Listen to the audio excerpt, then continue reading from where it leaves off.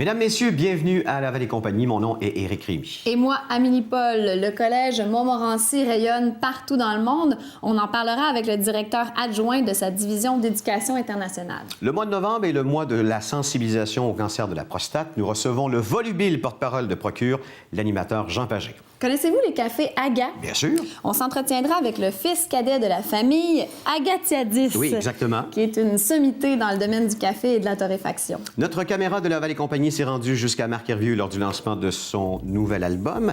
Il sera aussi question d'Aquaforme, du Rendez-vous des aînés de Laval, du film La Cloche et l'Idiot 2, et également de Motivation Québec, qui est un nouveau portail axé sur le développement personnel et professionnel. L'édition de la semaine du 23 novembre 2014 de votre magazine Laval et compagnie débute à l'instant.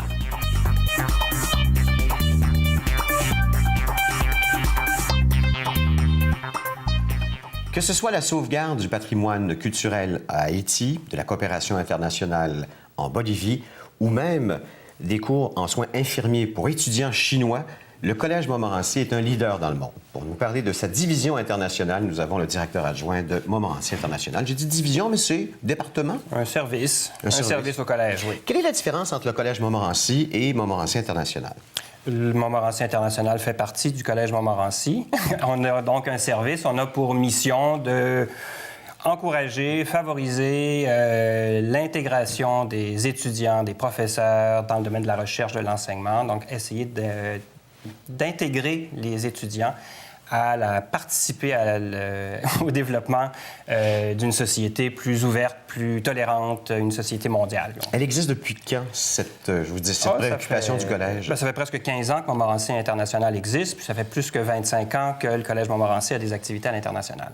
Une salle de classe, c'est plus 4 murs maintenant. Ça peut être le monde aussi. Et c'est ça, dans le fond, votre spécialité. C'est effectivement ça. Ça permet donc, si on veut, de façon concrète, il peut effectivement y avoir des activités à l'international, donc des étudiants qui partent en groupe à l'étranger, accompagnés d'un professeur, puis le professeur partage la matière à l'étranger dans un contexte différent que le collège. Mais il y a aussi 90 % des étudiants qui ne voyagent pas dans le cadre de leurs études au collège. Donc, ce qu'on cherche à faire, c'est que les étudiants qui restent au Collège Montmorency puissent s'ouvrir sur le monde, avoir des compétences, des sensibilités interculturelles, avoir une ouverture sur le monde dans le domaine de leurs études, quand ils sont en technique ou même au préuniversitaire, mais d'avoir cette sensibilité-là, interculturelle, ouverture sur le monde, participer à une société mondiale.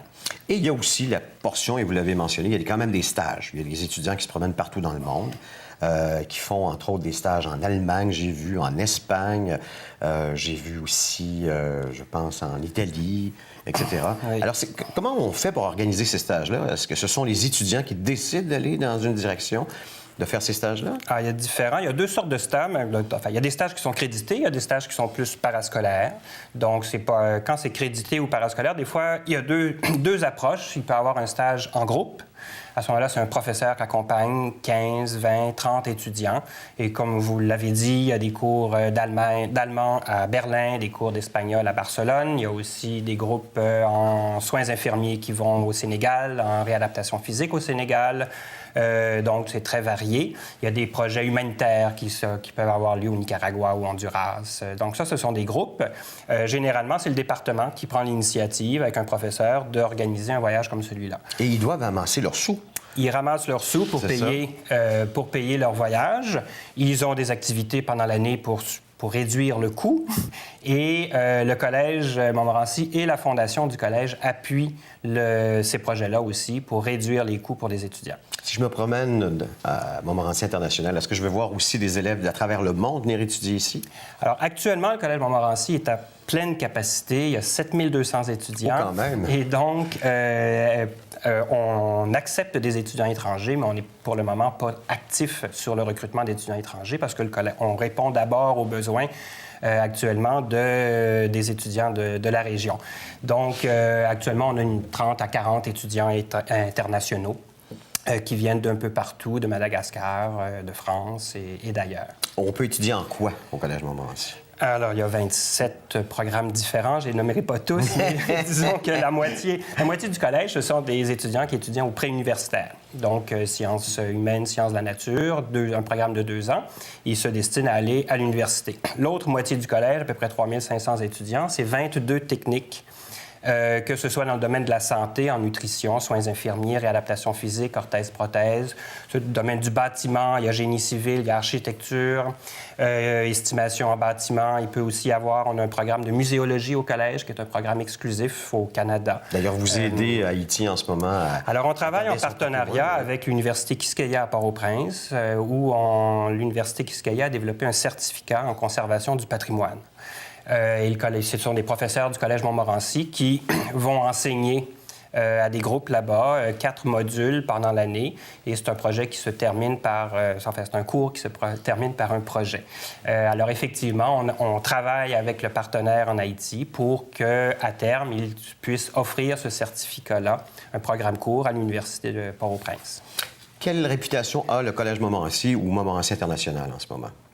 Je pense que le Collège Montmorency peut avoir la prétention d'être un leader en internationalisation de l'éducation parmi les collèges au Québec et au Canada. D'ailleurs, en 2012, le collège a reçu une médaille d'or de l'Association des collèges communautaires du Canada pour l'internationalisation du collège en général. Donc, c'était le premier prix qui disait un peu, au Canada, le Collège Montmorency est un leader. L'année suivante, en 2013, on a aussi eu une mention spéciale à l'Institut d'administration publique du Québec pour le projet dont on parlait en Haïti. Donc, c'est un partage d'expertise. Hein? C'est pas nous, on va montrer comment faire.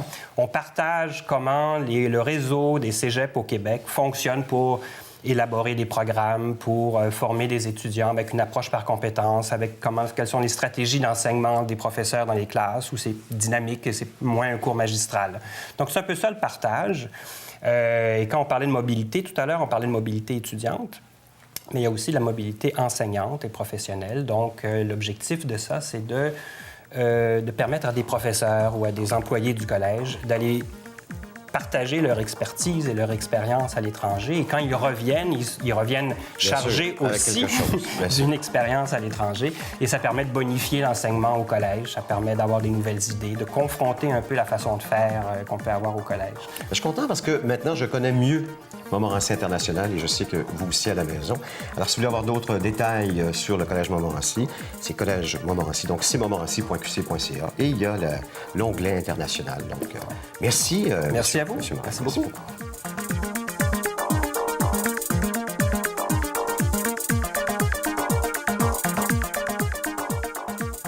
Nous recevons M. Francis Guillemette, coordonnateur des services aux membres et animateur pour le Rendez-vous des aînés, qui vient nous parler des activités à venir vers la fin novembre pour le mois de décembre. C'est ça, Francis? Exact. Bonjour, ça va bien? Ça va très bien, merci. Alors, pour commencer, avant de parler des activités à venir, c'est quoi exactement la mission du Rendez-vous des aînés? Bien, la mission du Rendez-vous des aînés, c'est bien simple, c'est de briser la solitude chez les 50 ans et plus. Donc, quand même, il y a quelques retraités, tout juste retraités, qui commencent à venir chez nous. Et surtout pour les 60, 65, 70 ans, là, qui sont à la maison, qui cherchent des activités à faire, des sorties. Là. Nous, on est là pour ça. Est-ce que des cours, justement, de préparation à la retraite? Non, pas de cours en tant que tel. Parce que quand ils arrivent chez nous, généralement, ils sont à la retraite ou tout juste retraités. Il reste quelques années. On ne prépare pas à la retraite. Nous, on est là justement pour combler le temps qu'ils ont à la retraite, pour ceux qui leur reste du temps. Ben oui, tout à fait. Et fin novembre, c'est plus tranquille, je crois. Qu'est-ce qui se passe? Bien, disons qu'à la fin novembre, nous, on est plutôt à la fin de la session d'automne, ce qui fait que moi, je vais commencer à préparer plutôt mon programme pour l'hiver. Donc, une petite sortie pour la cabane à sucre, beaucoup de cours qu'on offre chez nous. Donc, ça va tout recommencer en janvier, le yoga, des cours de vie active pour ceux qui veulent se tenir en forme, de la gymnastique en douceur, des cours des ateliers créatifs, des cours de peinture. Énormément de choix là, chez nous là, qui vont être offerts pour l'hiver. Alors, pour le mois de décembre, ça va être plutôt des activités par rapport à Noël et le temps des fêtes, j'imagine? Exact. Ce qui nous reste parce que vraiment, vu que la session se termine, c'est la fête de Noël qui s'en vient. On a un concert de Noël, mais j'en parle pas beaucoup parce qu'il nous reste presque plus de place. C'est à l'église Saint-Gilles. Toujours prendre une chance de venir voir chez nous, puis il nous restait quelques billets de dernière minute. Mais il nous restait, je crois, une trentaine de billets là, aux dernières nouvelles. Ça, c'est un concert de Noël regroupant presque 100 choristes. Il y a notre chorale, qui est le cœur du rendez-vous, ainsi que, je crois, 4 autres chorales. Je ne pourrais pas toutes les nommer, je ne voudrais pas en oublier non plus. Donc, 5 chorales réunies ce Noël. 100 choristes, 500 personnes presque qui vont assister. Vraiment le 24 au soir? Ça, non, c'est pas le 24 au soir. Nous, c'est le dimanche 7 décembre. Donc, c'est pour ça ça se vend quand même très rapidement. Donc, c'est en après-midi à l'église Saint-Gilles. Voilà. Et vous avez un party de Noël? Il y a un gros party de Noël. En plus? Oui, on a un gros party de Noël. Ça, c'est pour tous nos membres, tous ceux qui voudraient connaître le centre. On vend des billets. Donc, nous, c'est à une salle communautaire qui est à l'extérieur du centre, car on n'a pas assez de place. Trop petit un petit peu le centre. Donc, on a 150, 170 personnes là, qui viennent pour notre dîner de Noël. Ça, c'est le jeudi 18 décembre. Ça, il reste toujours des billets. Et pour ce qui est des cours, possibles. parce que vous offrez beaucoup Oui. de cours, ça va recommencer plutôt en janvier. Exact. On a une journée porte ouverte qui, si mon souvenir est bon, c'est le 14 janvier. Ça peut être dans ces eaux-là. C'est important de prendre le programme des activités au centre directement. Programme des activités ici. Toujours, À quelle caméra? Voilà. Et voilà, Pascal? toujours disponible également sur le site Internet au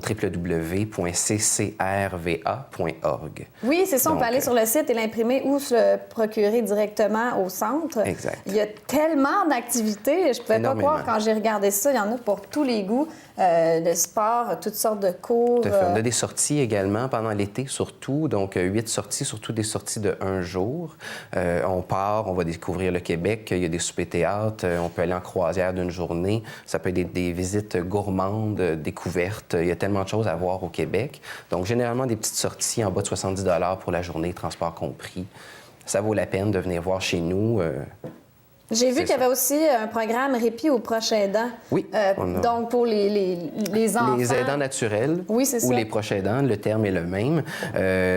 On a énormément de services au centre. On a 3 jours par semaine où on donne un coup de main, on donne un répit justement aux proches aidants. Il y a des personnes qui sont atteintes de dégénérescence liée au vieillissement, peu importe la perte d'autonomie, que ce soit de l'Alzheimer, du Parkinson, une simple perte d'autonomie liée au vieillissement. Il y a des personnes qui passent 24 heures sur 24 à s'occuper de cette personne-là. On trouve ça important. Nous, c'est axé sur le proche aidant. On donne un répit à cette personne-là en donnant des activités à la personne là, qui a besoin d'un cheminement.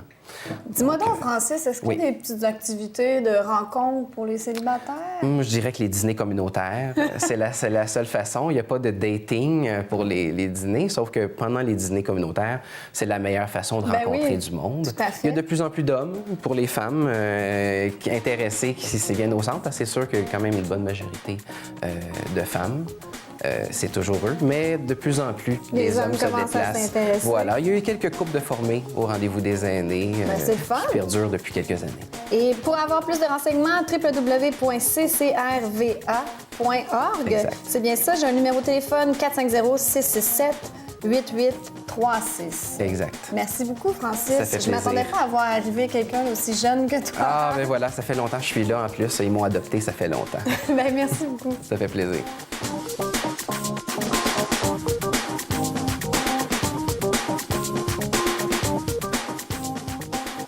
Notre prochain invité a littéralement grandi entre les poches de café, puisque son père, son frère aîné et lui sont dans le domaine du café depuis toujours. Il est de la compagnie AGA et il en est même le vice-président de compagnie de Laval, M. Marc Agatiadis. Je l'ai bien dit, Marc? Oui, bravo. Merci beaucoup, Éric, de m'inviter aujourd'hui. Content que vous soyez là. AGA, je connaissais la marque, mais je ne savais pas que c'est une compagnie qui est installée ici à Laval. D'abord, pourquoi elle est installée à Laval? Pourquoi? Parce que la ville de Laval nous a permis d'avoir des beaux terrains qu'il n'y avait plus à Ville-Saint-Laurent. Nous étions installés pendant 18 ans avant de venir ici. Et nous sommes installés dans les terrains de Impact 440. Et nous avons construit la première phase de notre usine là-bas. C'est une grosse usine. Ça, c'est tout dépendamment de comment Si veut on le regarde voir. votre vision, peut-être pas en ce moment, mais quand même, vous avez combien Non, d'employés ici? Nous sommes à peu près une quinzaine d'employés. Nous avons une superficie de 12 000 pieds carrés. Et nous avons fait la phase 1 de notre construction en 2006. Nous sommes venus nous installer ici.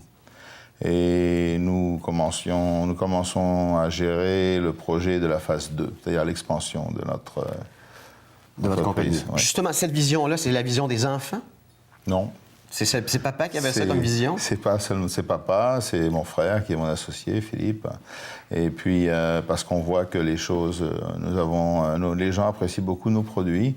Alors on travaille un peu plus, l'offre et la demande, vous savez. Mais dernièrement, toujours, on demande, on veut plus, on veut plus. Alors on fournit et il faut agrandir à un moment donné pour suivre les tendances du marché. C'est ça. Est-ce que c'est moi ou il me semble qu'on n'a jamais bu autant de café? Ah, bon. Ben oui, on en boit de plus en plus. Ce qui se passe, c'est que les grands de ce monde, comme, bon, on va les nommer, McDonald's, Tim Hortons, tous ces gens-là, étaient un peu en déclin dans le côté café. Et dernièrement, ils ont commencé à réaviver les papilles des gens et aller chercher, exploiter la phase, le café noir, le café fort. Alors, il y a un grand marketing qui a été développé avec ça, avec torréfaction foncée, etc., etc. Alors, c'est ça, pour ça qu'on en entend beaucoup parler. Et maintenant, il y a aussi tout un nouveau marché qui est celui du café avec les machines à capsules. Est-ce que ça révolutionne le domaine ou l'industrie du café un peu comme l'iPod le fait pour la musique? Absolument. Absolument. Les gens, on vit dans une société de surconsommation, de consommation, et il faut s'adapter à ces produits. De plus en plus, les gens travaillent, le couple, le père et la mère travaillent, ils n'ont pas de temps pour cuisiner. Alors, c'est de la malbouffe à la maison, mais c'est nécessaire. Alors, nous avons le système Keurig, que tout le monde connaît, avec des K-Cups qui est assez gros, assez volumineux, qui fait, ma foi, un café honnête, mais bon, sans conviction. Je choisis mes mots. Hein. Parce que pour vous qui avez grandi dans le café, c'est un peu réducteur, parce qu'un café, ça doit quand même prendre du temps. Il y a une fusion, il y a l'eau, il y a c'est beaucoup la de choses. percolation. C'est ça. C'est le système d'infusion, infusion à pression, infusion à gravité. Il y a différents types d'infusions. Mais la meilleure méthode... je dirais, si on ne veut pas trop se casser la tête, c'est le café filtre, avec un filtre conique, un bon café, et puis voilà, le tour est joué. Mais on n'a pas le temps, les gens sont pressés, ils veulent la petite capsule. Alors ils vont prendre le café doux, le moyen, le fort, le Kilimanjaro, et puis il y a beaucoup de jeux avec ça. Ouais. D'ailleurs, j'ai regardé sur votre site Internet, vous offrez 12 sortes de café fusion. 7 expressos, 10 cafés équitables biologiques, 3 décaféinés, 14 d'origine, 10 expressos en capsule. Comment est-ce que vous choisissez à travers tous ces cafés qui existent à travers le monde? Bon, il existe 80 pays producteurs au monde, et dans les 80 pays producteurs, il y a des bons, il y a des moins bons, il y a différentes plantations, des plantations dans les hauts plateaux, des plantations près de la mer, donc il y a de l'iode. Alors, c'est vrai que c'est pas facile, mais comme nous sommes dans le domaine depuis plus de, je dirais, presque 100 ans, là, oui, c'est presque, ça. Depuis 1947, quand mon père a commencé au Cameroun,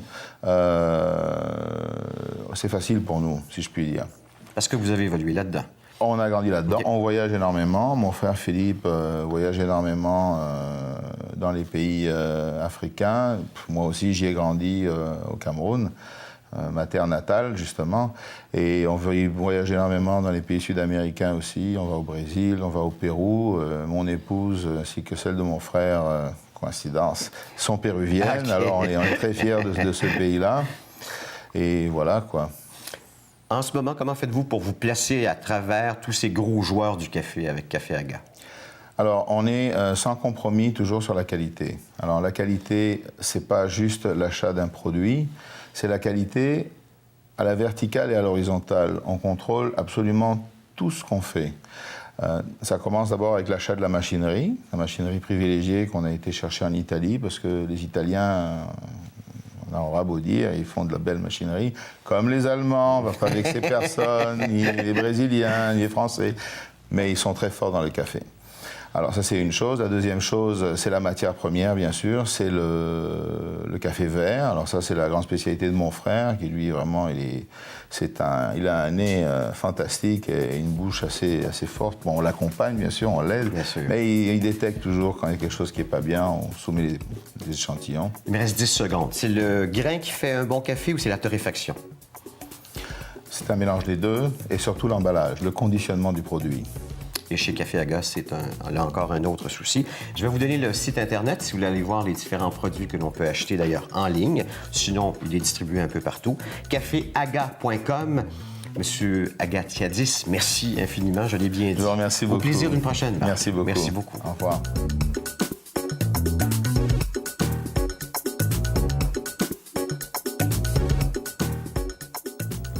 Aujourd'hui, je reçois Stéphanie Vandelac de la salle André Mathieu pour venir nous parler de spectacles, de forfaits pour pouvoir économiser sur le prix des billets et aussi une belle occasion de faire nos cadeaux de Noël. Bonjour Stéphanie. Allô? Oui, tu viens nous parler de différents forfaits. Oui. Premièrement, il y a le forfait 35e anniversaire. Oui. Puis là-dedans, on parle en fait, c'est 35 $ pour 2 billets. En fait, chaque billet coûte 35 $. Il faut en acheter au moins 2 pour que le billet nous revienne à 35 $. Donc, le spectacle, en fait, quand on achète un billet, c'est 35 $ chacun. OK. À l'achat de 2 billets et plus. Ça peut paraître un peu confondant. Mais bon, on a rassemblé plein de spectacles dans ce combo-là. Donc, vous pouvez vraiment concevoir un combo qui vous ressemble, qui est à votre choix. Il y a de l'humour, il y a du théâtre, il y a de la chanson. On a vraiment une variété de spectacles dans ce combo-là. Puis, en effet, c'est le combo 35e anniversaire. Donc, de là, le billet à 35 $. Donc, vous pouvez vraiment choisir parmi une grande variété de spectacles, faire votre combo personnalisé.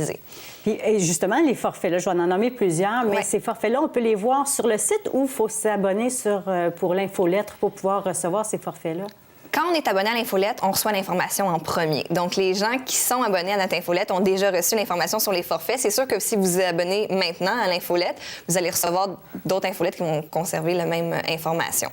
Mais en effet, l'information est aussi maintenant sur le site Internet de la salle André Mathieu. Donc, on peut aller regarder qu'est-ce que tous les forfaits nous proposent. OK. Donc, il y a aussi le forfait Juste pour rire. Ça, c'est juste des spectacles d'humour. c'est ça? Exactement. OK. Donc, Rachid Badouri, André Sauvé, par exemple, sont là-dedans. Laurent Paquin. Donc, plus on combine de spectacles, plus on économise. Ça, on parle, je pense, comme 2 billets pour 69 $. Puis dans les prix qu'on voit, je pense que les taxes sont incluses. Les taxes et les frais de service sont inclus. Donc, quand vous faites votre transaction, il n'y a pas de mauvaise surprise à la fin Ah, ça, c'est bon. de frais de service cumulés pour des raisons obscures. Donc, les prix affichés incluent les taxes et les frais.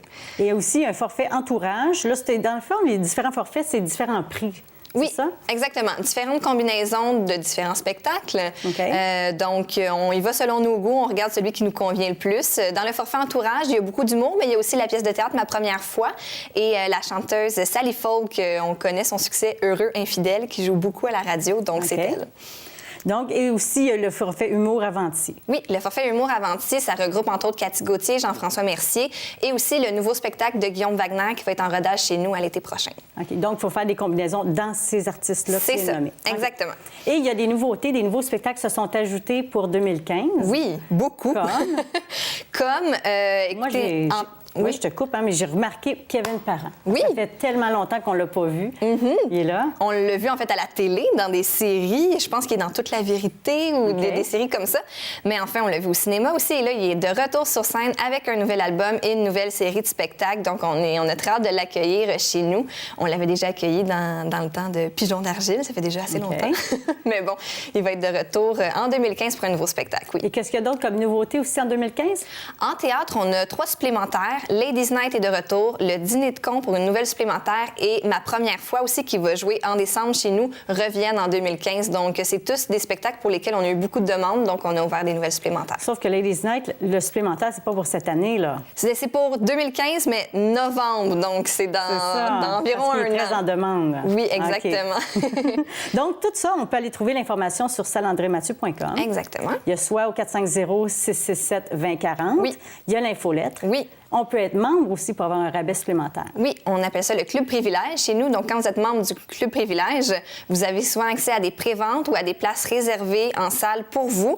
Et vous avez aussi des rabais sur le prix des billets, donc ça vaut la peine. Tu sais, là, je parle dans la salle André Mathieu, mais dans le fond, c'est toutes les salles de spectacle, dans le fond, presque, là, à Laval. Il y a beaucoup, comme la Maison des Arts. Ça regroupe tout ça sur le même site, là. Oui, sur le salandrémathieu.com, vous pouvez acheter aussi vos billets pour les spectacles qui sont au Théâtre Marcelin-Champagnat et à la Maison des Arts de Laval. Donc, quand vous dites « je vais aller voir un spectacle à Laval », allez sur le salandrémathieu.com, ils sont là. Ils sont vraiment très clairs, soit par catégorie, par artiste et tout ça. Ouais. On peut trouver vraiment facilement. On peut chercher de la façon dont on préfère. On peut même y aller par date, etc. Donc, Puis pour terminer, toi, soit ton coup de cœur ou peut-être quelque chose, une découverte, quelqu'un qui est à découvrir là-dedans, parce qu'il y a plein de noms des fois qu'on ne connaît pas. On est porté à choisir des artistes plus connus. Quelque chose que tu as à nous proposer, Denis. J'en aurais deux, un en chanson, un en humour. En chanson, Owen Palette, c'est peut-être un nom qui vous dit vraiment rien, mais c'est un membre du groupe Arcade Fire qui fait un projet solo. Il va être chez nous en février 2015. Donc, si vous êtes fan de la musique d'Arcade Fire, vous allez sûrement trouver des sonorités qui y ressemblent. Okay. Et puis sinon, du côté de l'humour, Olivier Martineau, une découverte. Si vous ne le connaissez pas déjà, il a participé beaucoup au Grand Rire à Québec. Vraiment, allez voir des extraits de lui sur YouTube, ça va vous donner le goût. Bien, un gros merci à toi et on te revoit prochainement. À bientôt. Au revoir.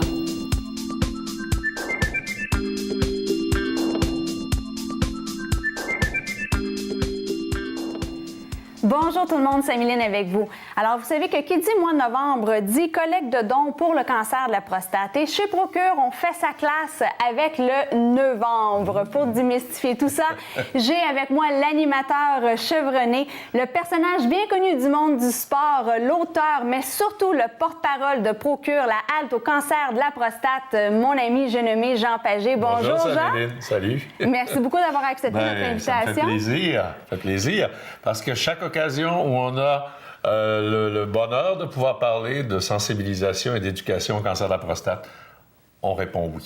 Absolument. Parce que c'est très important. Hein? Tu disais le mois de novembre. C'est vrai que le mois de novembre est devenu le mois. Mais il y a un journaliste la semaine passée qui me disait « Ouais, mais le mois de septembre aussi. » Je dis « Oui, mais nous, chez Procure, c'est 12 mois par année. » Absolument. Finalement, on est en campagne 12 mois par année. Pas seulement pour lever des fonds, pour surtout sensibiliser les hommes au problème du cancer de la prostate. Le cancer de la prostate, ça, Méline, c'est un cancer hypocrite. Il n'y a pas de symptômes. Alors, tu peux, à partir... Écoute, ça n'a pas d'allure, là. Je parlais avec une madame dans l'entrée tout à l'heure. 50 ans, son frère. Vous savez, c'est 50 ans, là. Moi, j'avais 49 ans. Là. Moi, quand j'ai été diagnostiqué, il y a 19 ans, à 49 ans, là, il n'en voyait pas souvent, là. C'est très rare. Mais parce qu'on faisait moins de dépistage. Aujourd'hui, on dit, nos urologues disent, là, si vous en avez dans votre famille, si votre grand-père, par exemple, ou si votre père est mort du cancer de la prostate, bien, à partir de 45 ans, c'est important. Chez nous, on ne le sait pas si mon père est mort de ça. On ne le savait pas à l'époque, tu sais. Et mon frère l'a eu aussi. Alors, on ne sait pas, il y en a dans la famille. Fait que, non, je dis à mon fils, là, tu as 19 ans, mais à partir de 45 ans, n'oublie pas, c'est bien important. Et c'est d'abord et avant tout le plus grand remède, le dépistage. Ah ben on ne oui. dira jamais assez. Ouais. Parce que si tu ne te fais pas dépister à temps et que le cancer sort de la prostate, ça va dans les ganglions et après ça dans les os, il est trop tard. C'est une question de vie ou de mort à ce moment-là. C'est sûr que là, on a de nouveaux médicaments. Il y a eu des nouveaux médicaments qui ont été mis sur le marché récemment suite à la recherche. Et il y a des nouveaux médicaments aussi pour la chimiothérapie. Ça prolonge la vie et ça prolonge la qualité de la vie. Tu sais, les 2-3 dernières années, à un moment donné où bon, tu es vraiment malade, là, bien, ces nouveaux médicaments-là permettent d'avoir une meilleure qualité de vie dans ces 2-3 dernières années-là. Et on a d'excellents physiciens, il faut Oui. le mentionner. Oui. Procure, c'est là depuis 2003 en place. Et c'est pas juste au niveau d'amasser des dons. Non. Comme tu le disais, c'était vraiment, on va plus loin. On a une biobanque à même Oui. Procure. Alors, on a 3 urologues qui sont réputés à travers le monde hein, sur le conseil d'administration. Il y a Fred Saad, Luc Valiquette et Armin Aprikian. Et il y a quelques années, Armin est arrivé avec un projet. Les 3 urologues sont arrivés avec un projet un peu... pas farfelu, mais un peu fou, parce que c'était unique, là. Alors là, ils ont commencé à ramasser. On est associé avec les 4 centres universitaires québécois à Laval, à Québec, Sherbrooke, Montréal-McGill et Montréal-Le Chum. Et dans ces 4 centres hospitaliers-là, on s'est mis à ramasser des échantillons de sang, de prostate et d'urine de Québécois. On est rendu à 2000 échantillons.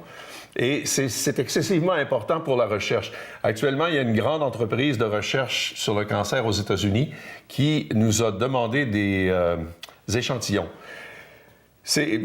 L'autre jour, il y a quelqu'un qui parlait à la radio qui disait que c'était un commerce, mais c'est pas un commerce, on les vend pas. On paye les frais seulement. C'est pas un commerce qu'on fait avec ça. Et ces 2000 Québécois-là, le gros avantage qu'on a, c'est que on est très sédentaire au Québec. On ne part pas travailler à gauche et à droite, contrairement aux États-Unis ou contrairement à l'Europe. Alors nous, ces gens-là, ils reviennent. redonne une prise de sang 1 an après ou 6 mois après. Alors là, il y a tout un suivi. Wow. Puis il y a une Là, chose on peut vraiment voir l'évolution à ce moment-là. Ouais. là. Et on peut découvrir peut-être à partir de là s'il y en a plus dans la région du Saguenay-Lac-Saint-Jean, s'il y en a plus peut-être dans la région de l'Abitibi. Alors, on ne le sait pas encore, mais un jour, peut-être, on va le savoir. Ce qu'on sait, là, c'est que les Afro-Américains en ont plus que nous et les Asiatiques en ont moins que nous. Wow. Alors ça, c'est Et peut-être si c'était pas la la nourriture. biobanque? Ça, c'était avant aurait la la biobanque. Mais C'était avant? OK. on en sait des affaires. Alors, il y a beaucoup C'est de vraiment recherches ça. qui se fait actuellement dans les centres hospitaliers. Les urologues font beaucoup de recherches. Et il y a eu des nouveaux médicaments, comme je te disais, qui ont été mis sur le marché, là, qui sont extraordinaires. C'est Grâce à la superbe, recherche. ça.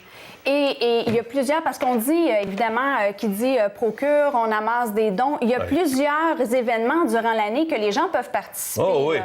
On a deux grosses conférences par année qu'on met sur le web avec un traducteur simultané. Il y a la Marche du Courage, c'est la 7e, ça va être la 8e édition à la Fête des Pères. Il y a le Tour du Courage pour ceux qui les cyclistes.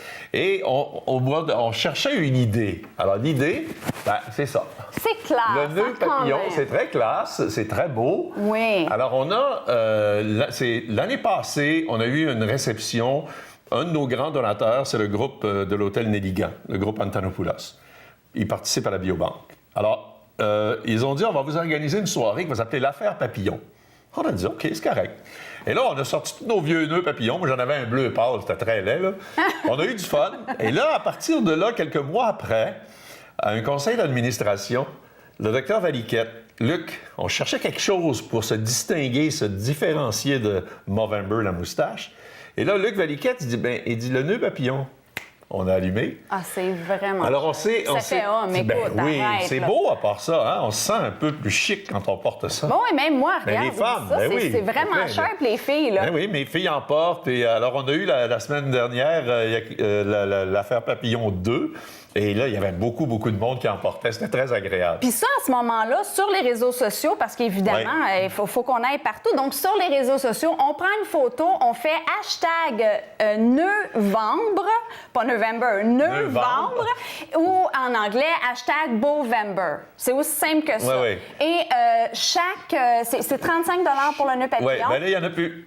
Il n'y en a plus. Il y en a plus. On a épuisé en même pas 2 semaines complètes.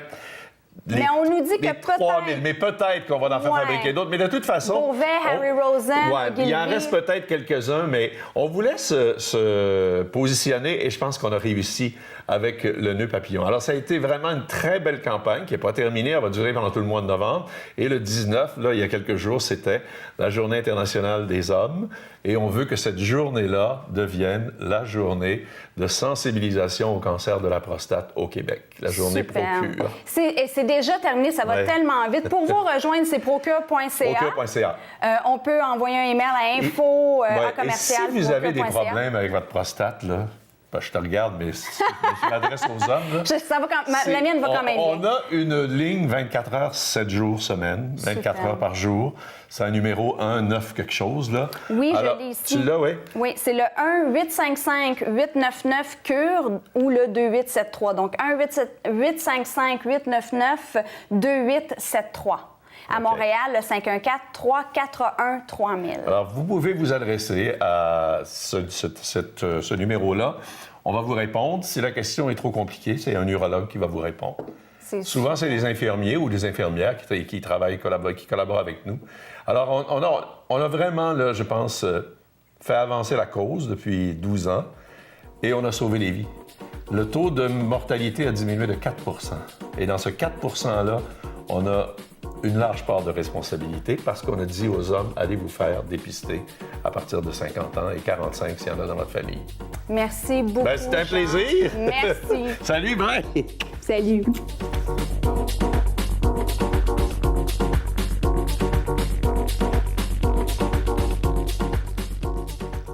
Le conditionnement physique aquatique, l'aquaforme, combine la musique entraînante et une grande variété de mouvements et d'intensité. C'est ce programme d'entraînement que Roberta Arguello a essayé cette semaine. Bonjour, Roberta. Bonjour, Amélie. Alors, tu as essayé ça où? Oui, je suis exactement? allée au centre, en fin de compte, c'est à la piscine du Tennis 13. Puis c'est le centre Natation, en fin de compte, qui donne les cours.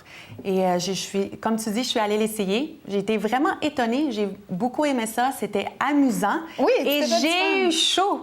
Oui, je parce pense que qu'on est dans l'eau, mais j'ai eu chaud quand. On a un peu le stéréotype que c'est pour les personnes âgées, tout ça. Mais tu sais, ça commençait dans les années 80, en fin de compte, et c'était utilisé pour les gens qui étaient blessés, pour rééducation, en fin de compte, des gens qui étaient blessés. Et ça fait quand même quelques années que c'est rendu une activité pour se mettre en forme, ouvert à tous, pas juste aux gens âgés. Quand je suis allée l'essayer, il y avait des femmes de mon âge, plus jeunes, plus vieilles, et c'est vraiment pour tout le monde.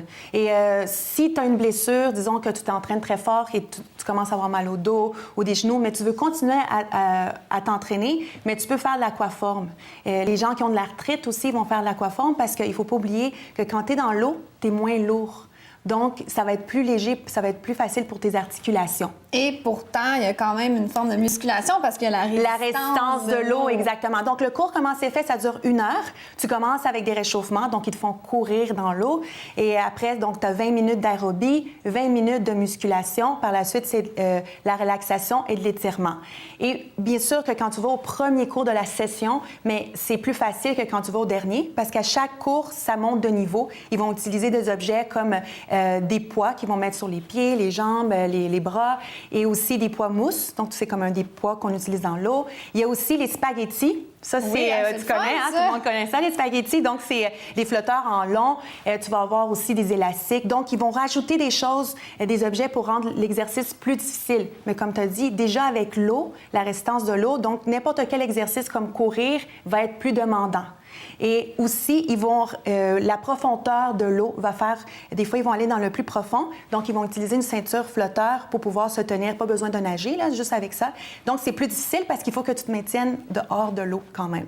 Et c'est ça l'avantage, c'est qu'on peut adapter cette forme d'entraînement-là pour tout le monde. Niveaux. Exactement, oui. Et aussi un avantage, comme pour moi, qui n'a pas beaucoup de synchronisation, je t'en parlais, c'est que comme pour les cours d'aérobie, des fois, on est mal à l'aise parce qu'on a du mal à suivre les mouvements. Et là, tu es dans l'eau, on te voit Personne voit si tu fais pas le mouvement comme il faut. Et comme tu dis tantôt, bien, c'est du cardio. C'est donc, c'est quand même un entraînement complet. Tu vas travailler cardiovasculaire, bien sûr, mais aussi ta musculation. Tu vas aller tonifier, raffermir tes muscles. Et donc, les gens vont le faire pour perdre du poids ou juste maintenir leur poids santé. Et tu as besoin seulement donc d'un maillot confortable. Et dans certaines piscines, par exemple, ils te demandent d'avoir le casque de bain. OK, oui, évidemment, dans la plupart des piscines, ça dépend, c'est ça, ça dépend, ou sinon il faut que tu attaches tes cheveux. Donc, tu es sûr qu'un maillot confortable parce que tu vas quand même bouger beaucoup dans l'eau. Et aussi, l'avantage, c'est qu'on s'amuse tout en s'entraînant. Exactement. C'est quand même amusant. Les mouvements, ça doit être difficile de faire de l'aquaforme sans avoir mais si tu fais des mouvements, juste bouger tes bras comme ça, mais quand tu es dans l'eau, il y a la résistance qui va donc te rendre l'exercice plus difficile. Puis comme je te dis, c'est un instructeur qualifié qui va être avec toi, qui va toujours modifier selon tes forces aussi. Donc, si on veut faire de l'aquaforme, que fait-on? Donc, moi, je tiens justement à remercier Julie, qui est l'instructrice le jour que je suis allée essayer l'aquaforme. Vous allez sur leur site, c'est centreaquatique.com, et vous allez avoir l'information sur les horaires, les cours, les tarifs aussi. Il faut vraiment l'essayer pour voir si ça vous convient. Ah, et puis, un autre avantage, c'est que si on a une blessure sportive, on peut continuer. Exactement. On peut quand même continuer. C'est pas une excuse, en fin de compte. Non, c'est on ça, peut c'est continuer pas à s'entraîner maintenant. Parfait. Bien, merci beaucoup, Roberta.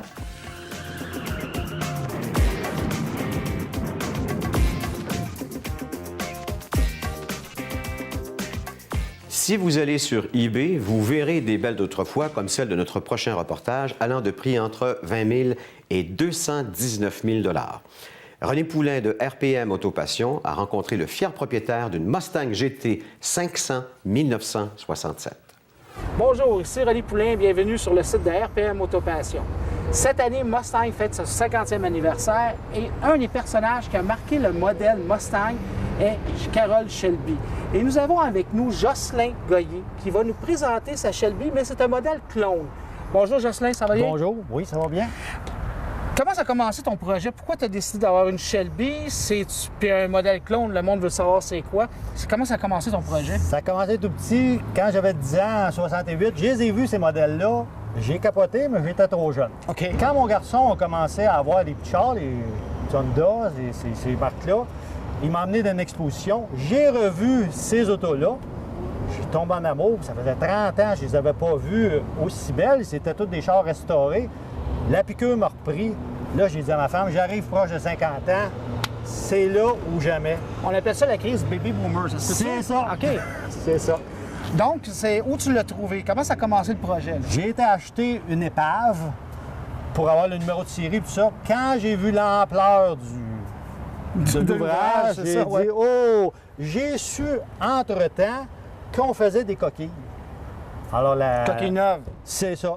Alors, il y a un ami que je connais, il m'a montré son site, puis il dit, j'en vends des coquilles. J'ai été acheter la coquille, j'ai dit, j'ai figuré qu'en réparant une vieille, je ne savais pas à combien je pourrais monter, mais qu'en achetant une coquille qui valait 15 000, Tu sauvais beaucoup d'ouvrages. de l'ouvrage et du temps. OK. Et de l'argent. Donc, là, tu as commencé avec la coquille neuve, les C'est- pièces du modèle que tu as trouvées dans une cour de récupération. C'est ça. J'ai récupéré le principal, comme les moulures chromées, moteur transmission différentielle. Moteur, tu as trouvé le moteur original d'une C'était Shelby? pas original. Il y avait un moteur à côté d'un auto qui traînait sur le gazon. On pensait que c'était un 390 qu'il y avait dans le Mustang GT, D'accord. l'épave. Oui.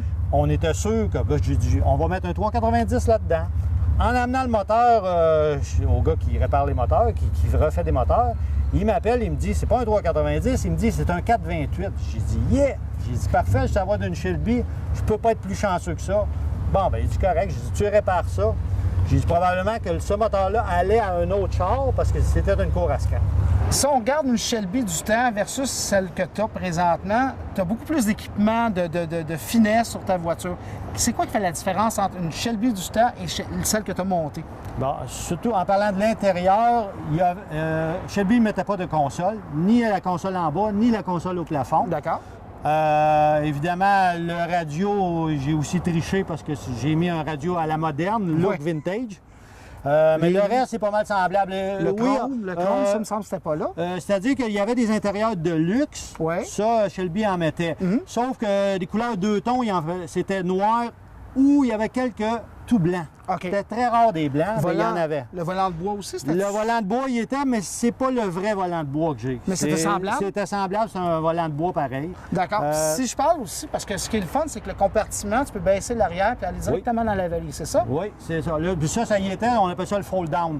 Le siège qui se rabat. Ça aussi, il n'y a rien de spécial. C'est les sièges qu'il y avait, c'est juste les couleurs.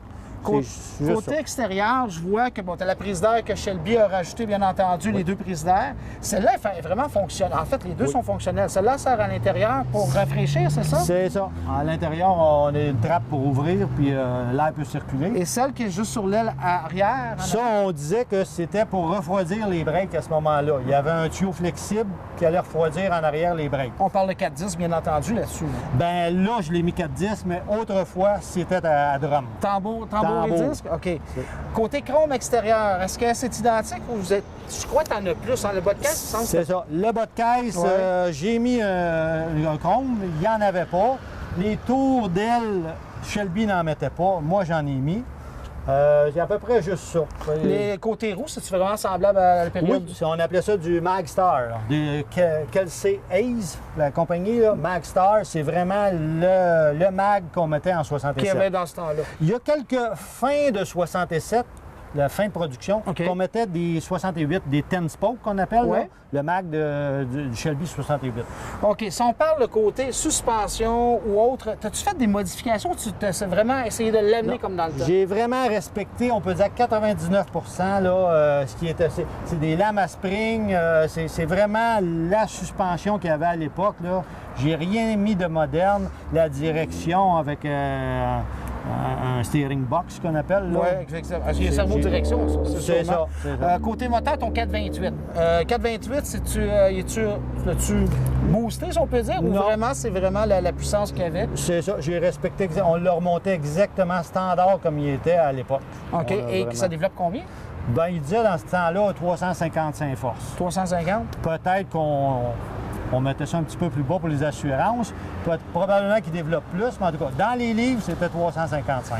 La seule affaire que je vais te demander avant qu'on se quitte, c'est de me faire partir ton moteur. Je veux entendre le son des années 67. Parfait. Ça serait gentil.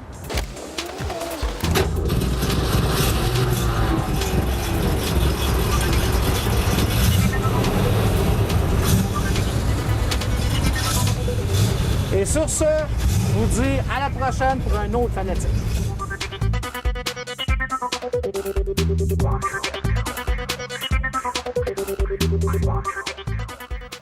MotivationQuébec.com est un nouveau site web de référence en développement personnel et professionnel qui a été lancé le 13 novembre dernier. Nous recevons son président fondateur, Monsieur Cédric Rémy, qui est aussi animateur de Génération Z.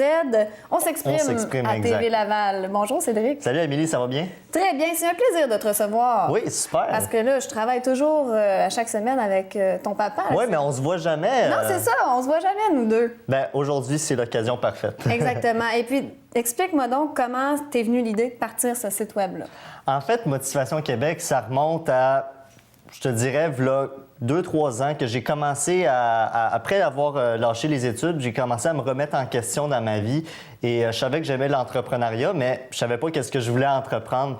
Donc, je suis allé un peu partout en Amérique du Nord, dans le Canada, aux États-Unis, pour des conférences, des ateliers, des séminaires sur le développement personnel et professionnel. Puis c'est à la suite de tous ces voyages-là, je me suis dit, waouh, quel beau message j'ai eu justement de pouvoir avoir ce développement personnel continu quotidiennement dans ma vie. Je me suis dit, pourquoi les Québécois ne peuvent pas avoir quelque chose comme ça?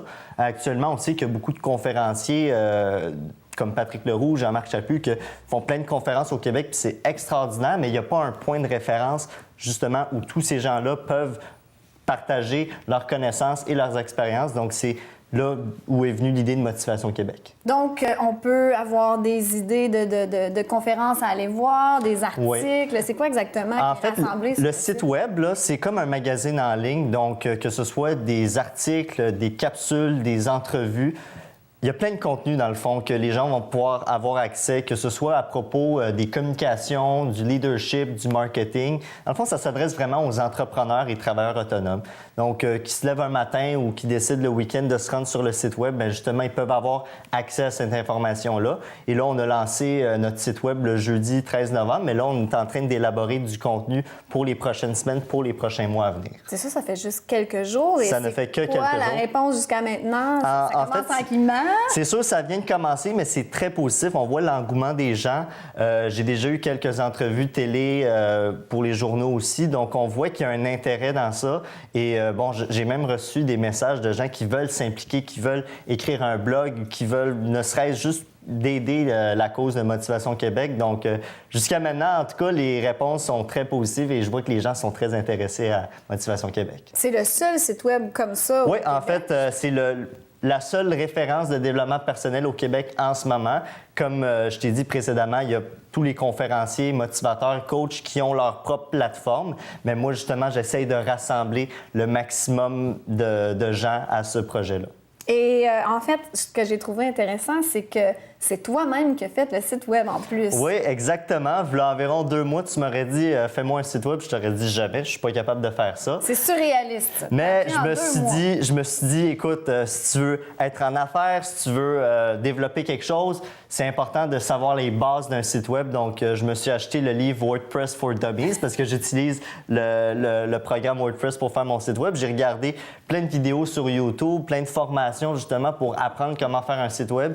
Et c'est de là que justement je me suis mis à construire le mien. Puis j'invite tous les gens justement aussi à savoir les bases de comment faire un site web, que ce soit au niveau business ou que ce soit au niveau personnel. Je pense que c'est important de savoir les bases d'un site web. En tout cas, félicitations parce que c'est quand même pas une tâche facile de faire un site web. Donc en 2 mois, c'est quelque chose. Merci. Et dis-moi donc si on a des conférences à annoncer ou on a une boutique ou peu importe quelque chose en relation avec le développement personnel et professionnel, on peut annoncer sur Oui, ton site? les gens sont libres de s'annoncer. Donc, que ce soit un coach, un motivateur, un conférencier, même un auteur de livre qui aimerait justement avoir plus de visibilité, ben nous autres, on est ouverts justement à partager leur contenu avec plaisir. Donc, allez voir ça, motivationquebec.com pour tout le monde, mais notamment, ça peut être des gens comme toi qui se remettent en question et qui ont envie de se partir en affaires.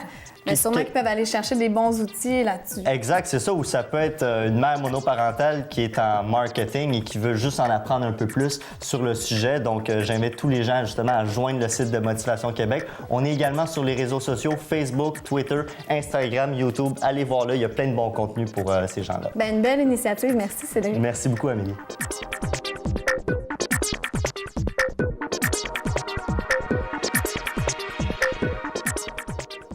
Le chanteur Marc Hervieux lançait récemment un nouvel album et notre chroniqueuse culturelle y était avec la caméra de Laval et compagnie. On est le 3 novembre et on est à Montréal ce soir pour le lancement du 8e album de Marc Hervieux, son 2e album populaire, et on va les rencontrer. C'est aujourd'hui, mesdames et messieurs, Marc Hervieux! C'est une grande soirée ce soir. Oui. Le lancement du 8e album, un 2e album pop. Oui. Ben oui, c'est une grande soirée.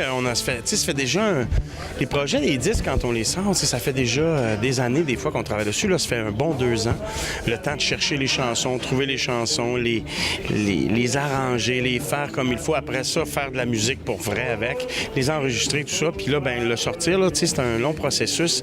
Alors, c'est toujours bien excitant, cette journée-là, où finalement, on le lance, puis on y donne sa vie à ce disque-là. Là, toi, tu as plusieurs couleurs, autant l'opéra italien, du pop, là, des fois, c'est des populaires classiques français. Là, c'est un populaire différent. C'est toutes des nouvelles compositions. Pop. En fait, c'est que des chansons originales, donc des chansons dont j'ai la chance d'avoir reçu, en cadeau. Donc, des gens à qui j'ai demandé, d'autres qui m'en ont envoyé, sachant que je faisais un album. Fait que, tu sais, ça s'est fait comme ça. Évidemment, on en a reçu beaucoup. J'ai été vraiment très chanceux. Puis c'était pas facile de faire le choix. Mais à un moment donné, il faut réussir à prendre les chansons qui sont dans le même esprit que l'album, ou presque, tu sais, pour avoir quand même un certain équilibre. Même si dans mon album, je me suis permis d'aller dans différents coins de mon goût musical, tu sais. Donc, vraiment, là, c'est 14 chansons qui ont été mes grands coups de cœur là, quand on a choisi des chansons. Là, tu me permets de te tutoyer. J'allais dire justement ça. Là. Toi, où est-ce que tu en es rendu justement pour en arriver à du pop? Là, tu dis présentement dans ma vie, je vis je sais pas quoi et là, j'ai envie de faire du pop. C'est-à-dire que le pop, tu sais, fait partie de ma vie depuis toujours, puisque j'ai pas été élevé dans une famille où il y avait la musique classique ou de l'opéra. Donc, le pop était très présent dans nos vies, mais mettons que après avoir fait pendant longtemps que de la musique classique, que de l'opéra, j'avais envie de faire certains projets que j'avais en tête. Puis tu sais, à un moment donné, on se demande tout le temps, ça va être quand le bon moment pour faire ça? Ça va être quand? Il n'y en a pas de bon moment. Tu sais, à un moment donné, tu te dis, si je le fais pas là, ben quand est-ce que je vais le faire? Donc, let's go, on le fait. Donc ça a été le premier album en 2009, après nous. Puis ça a été vraiment le fun. Mais au moment où je l'ai fait, celui-là, il y avait, mettons, 30% de chansons originales, un peu 70% de reprises. Mais en faisant ça, je savais qu'un jour, j'aimerais ça, j'espérais en faire un complètement de chansons originales, parce que c'est autre chose, hein, complètement. Tu dis justement que ça te ressemble, celui-là. En quoi de ta personnalité que ça te ressemble? Ben d'abord parce qu'il y a plein de styles différents. Ça, c'est comme je suis dans la vie, surtout. Tu sais, j'aime beaucoup d'affaires, plein d'affaires. Ensuite, les thèmes qui sont abordés, tu sais, il y a des chansons pour ma blonde, il y a des chansons pour les filles, mes enfants, mes 3 filles. Il y a des chansons sur ce que moi je pense aujourd'hui sur des sujets X, Y et Z. Donc, tu sais, c'est plus personnel que de prendre une chanson puis de la reprendre, tu sais, parce que, bon, évidemment, on l'aime parce que c'est une grande chanson, mais elle n'a pas été nécessairement composée pour soi, ou en tout cas, elle ne parle pas nécessairement de quelque chose qui est très proche de moi. Donc, c'est pour ça aussi que l'album est un peu plus up-tempo, parce que c'est plus moi dans la vie aussi.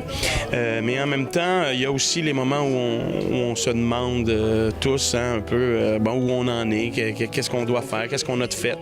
Alors, c'est un peu tout ça. Mais c'est très, ça parle vraiment des choses qui me tiennent à cœur. Là, d'ici Noël, on le voit surtout dans des spectacles, soit de Noël. Oui, là, on fait surtout Noël. On va faire Noël à partir de vers le 25 novembre. Oui, c'est ça. Moi, je pense le 30 novembre, là, tu es à Saint-Jérôme, le 11 décembre à Terrebonne, le 12 décembre à Terrebonne aussi. Et hommage à Brel aussi, dans lequel tu participes. Ça, c'est en janvier, février. 30 janvier, 1er février. Ça, c'est super. Hey, ça fait ça va être la 3e année là, qu'on reprend la tournée. C'est incroyable. On devait faire un soir pour un événement à Montréal en Lumière, au Festival Montréal en Lumière, et on est rendu à la 3e tournée. On sort un disque de ce spectacle-là, d'ailleurs, plus tard au mois de novembre. Fait que ça aussi, c'est un super beau projet. Là. C'est vraiment, vraiment bébé chanceux. T'sais. Pour terminer, j'ai vu sur Facebook que tu mets souvent la phrase « Vive la vie ». Oui. Ben oui, écoute, tout ce que j'ai envie de faire ou de sortir, d'abord, moi-même, je me mets pas de barrière ou de quoi que ce soit. Je le fais. Puis, je pense que rendu à 45 ans, on peut facilement savoir qu'il y a du monde qui vont aimer ça, puis il y a du monde qui n'aimeront pas ça. Mais on le fait pour soi d'abord et avant tout. Puis, on le fait surtout pour les gens qui nous aiment. Alors avoir la chance de faire tous ces projets-là, d'être en santé, d'avoir des enfants en pleine forme, une blonde magnifique, je veux dire, la vie est bien bonne avec moi. Alors, je lui dis merci. Bien, on te souhaite comment je pourrais dire ça? Vive le beau lancement! Oui, c'est ça. En tout cas, bonne soirée. J'ai surtout hâte de voir comment les gens vont recevoir cet album-là. C'est complètement différent de ce que j'ai fait de toute ma vie. Donc, je suis très, très content de ça. Merci, bon succès, bonne soirée. Amuse-toi bien. Merci beaucoup.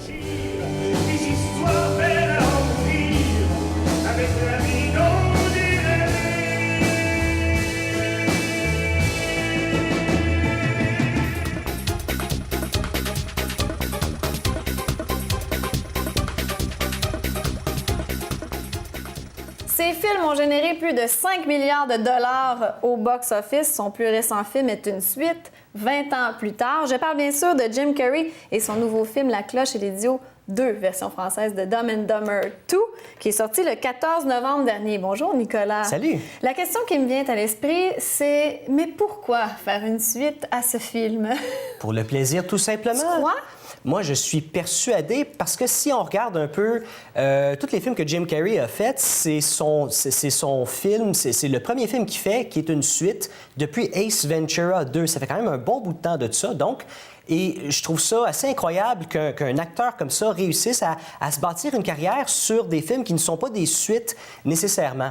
Et si on regarde un peu son salaire, il est payé des vingtaines de millions pour faire des films. Et là, il a accepté 7 millions de dollars seulement. Moi, je croyais qu'il avait accepté parce qu'on lui a offert un montant exorbitant. Non, mais je pense qu'il était... Non, ils étaient quand même très sérieux, autant Jim Carrey que Jeff Daniels, dans leur démarche. Ça fait quand même près de 5 ans que les frères Farrelly, ils discutent justement pour réaliser ce deuxième volet-là de la série, qui est dans le fond...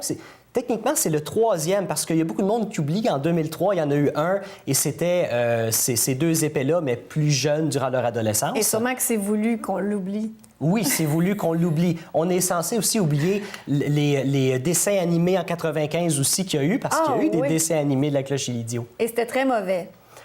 C'était ordinaire. C'était ordinaire, la preuve, on l'a oublié. Mais disons qu'on veut presser le citron de cette franchise-là au maximum, on dirait. Bien, ça dépend. On prend les studios. Les studios ne voulaient pas vraiment. Le projet a été envoyé d'un studio à l'autre pendant un bon bout de temps. Et finalement, c'est Jim Carrey, en 2012, qui a dit, bien, OK, moi, je débarque. Je vois que personne n'est sérieux dans les studios. Donc, moi, je débarque parce que pour lui, c'était, je pense, quelque chose de quand même assez sérieux. Et Jeff Daniels, lui, si Jim Carrey n'est pas là, moi, je le fais pas. Je le fais pas. Lui, c'est pour le trip aussi, parce que, bon, Jim Carrey qui a accepté 7 millions, le même salaire qu'il a eu en 94 pour jouer dans le premier film. Jeff Daniels, lui, c'est quand même assez drôle, il a accepté 60 000 60 000? 60 000 Et Jeff Daniels, pourtant, lui, il fait des téléséries.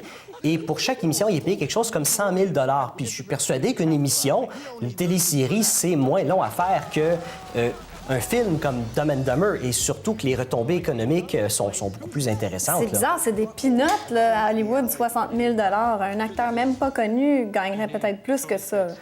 Oui, probablement. Mais en même temps, peut-être qu'il a accepté un pourcentage des recettes. Ah, probablement. Et Jim Carrey aussi, sûrement. Jim Carrey aussi, sûrement. Le film a fait 40 millions à travers le monde en fin de semaine, mais il n'est pas sorti dans beaucoup de pays encore, principalement en Amérique du Nord. Avec un budget de 38 millions, moi, je pense que le film va rentrer dans son argent, mais ça ne sera pas un énorme succès commercial. Ça ne sera pas un classique ou un film culte comme le premier. Non, C'est je clair. pense pas parce que c'est un peu trop ridicule. Ce qui faisait le charme du premier, c'est que c'était deux épais et il était entouré de personnes assez normales, en parenthèse. Tandis que dans celui-là, les gens sont plutôt des caricatures, donc c'est un petit peu, il y a un petit peu moins de charme au film. Mais La cloche et l'idiot, c'est 14 novembre. Puis c'est ce que j'ai vu dans ma recherche, que les critiques étaient pas très bonnes. Alors, libre à vous d'y aller, peut-être un petit mardi moins cher. Le film aurait été génial s'il aurait sorti en 97, pour de vrai. Et pourquoi donc? Pourquoi cette théorie? Tout simplement parce que l'humour est un petit peu dépassé. En 94, c'était un style d'humour qu'on ne voyait pas beaucoup. Il y a beaucoup d'humour noir, comme quand, c'est un personnage de Jim Carrey vend un oiseau mort à un enfant aveugle. Tu sais, on voyait pas ça à tous les jours, mettons, dans des comédies. Et ça continue, mais maintenant, on en a vu d'autres. Un peu dépassé. Mais pourtant, dépassé. c'est la spécialité de Jim Carrey. Dans ce temps-là, il a fait beaucoup de films comme Ace Ventura, tout ça. Mais bon, peut-être que ça reviendra. J'aime beaucoup Jim Carrey, alors on lui souhaite la meilleure des chances. Mais je suis pas inquiète pour lui. Lui aussi va être capable de faire ses cadeaux de Noël cette année sans problème. Il vaut 150 millions. 150 millions. Merci beaucoup, Nicolas.